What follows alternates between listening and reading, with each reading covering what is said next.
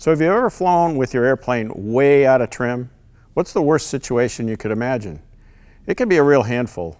Let's take a look. And remember 396 Delta Mike, on departure, fly heading 180, runway 28, you're clear for takeoff. 180 on the heading, cleared to go 28, 396 Delta Mike.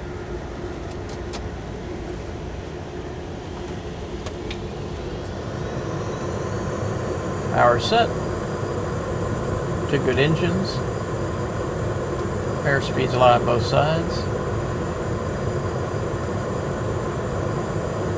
70 knots. V1, rotate.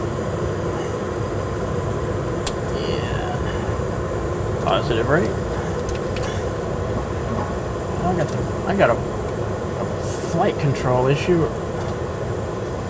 Whoa, look at the trim it's taking. I got an engine out. No, engine, I don't have an engine out. Okay, flight's coming up.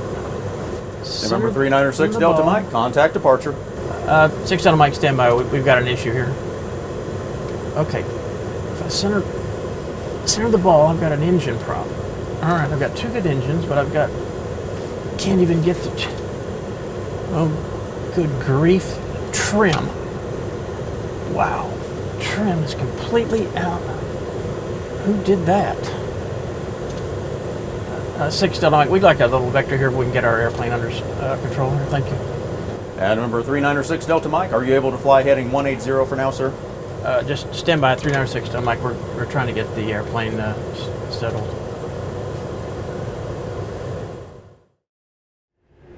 Well, I think you saw the situation was a complete handful, at least for me. I didn't know if I had a flight control issue or an engine out, and it wound up being a simple trim misplacement, and it can be and was a handful. You might think this could never happen to you, but it actually could. As a matter of fact, it happened to our very own CJP Safety Committee member, Jonathan Bailey, and Jonathan's here with us to talk about it. Hi, Jonathan. Well, thank you very much. Tell us about what happened. Well, taking off from my home airport, and there's probably a couple of cognitive biases here because I do the same thing every time, every way. It's a straight out departure, a left-hand turn at 400 feet, autopilot's on nav at that point, and took off, and in the turn, of course, I'm handed off to departure, right, looking for other GA aircraft in the area. And I looked out the window, we were still under the ceiling at climbing turn here, and the bank angle was really excessive to the left. It was a left-hand turn. We were approaching what felt like 45 degrees. It was very startling, and I immediately took the autopilot off and realized pretty quickly I had an out of trim condition, and was able to rectify that. The slip skid indicator was off to the right. Got things under control, put it back into autopilot, let Tower know I was okay. I'd called them to say, hold on, I got a problem, and went on my merry way. But it was very surprising, and I was happy that I was in VFR conditions at the time because I had that visual cues outside. If I was just on instruments and I fly a CJ2, no SynViz, nothing like that, it would have been a handful in IMC, that's for sure. Now, you had just said, I think you told me, just minor maintenance, not even involving almost nothing on the airplane, so talk about that. And that's one of the biases that I've thought about looking back in this situation. I'd had a microphone jack replaced the day before. That's all it was, guys up in the cabin messing around, took 20 minutes. I know the guys, it was at my home airport. I didn't put that into the category of airplane maintenance when I did my pre-flight, and that was a mistake on my part. Anytime anyone's in your airplane, they're doing maintenance, and that's the way I will think about it in the future.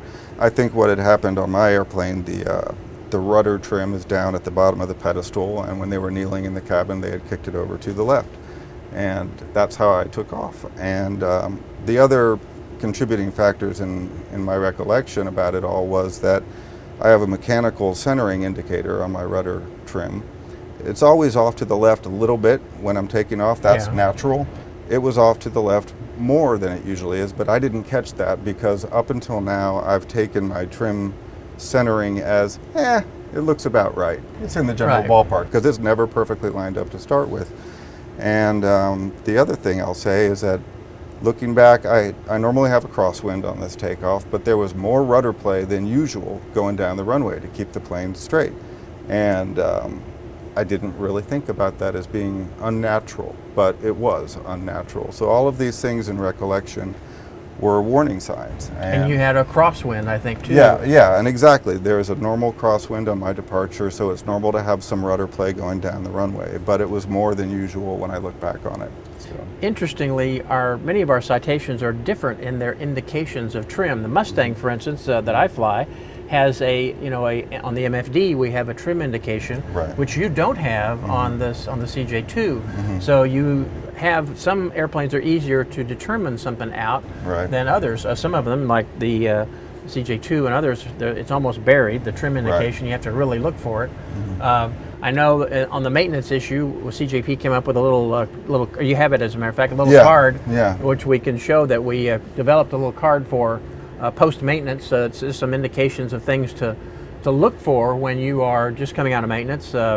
Obviously, nobody's perfect, and that's the time when we want to be extra vigilant in terms of looking for things that are different from our airplane. Right. So what are the takeaways from the incident? My takeaways are I do a very, very careful visual check of my trim surfaces, that they are neutral when I walk around the airplane. I look at them when I first get to the airplane. I do all my other prep work. I get in the cockpit, get my clearance. I do one more walk around afterwards. And then I confirm the indications, agree when I get in the plane. But I think most importantly, and I've read about this scenario on some of the forums, I guard the trims when people are boarding the aircraft. My wife usually flies right seat, but it's really easy for someone to kick that rudder pedestal trim when they enter the airplane. I could do it myself without knowing it. So I'm vigilant about those two things, visual confirmation and then guarding them.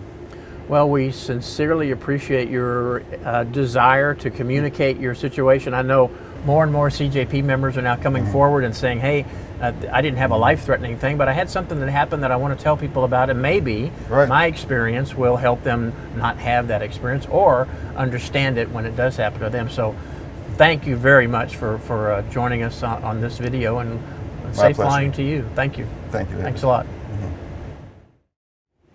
Thanks, guys. That's great life-saving advice.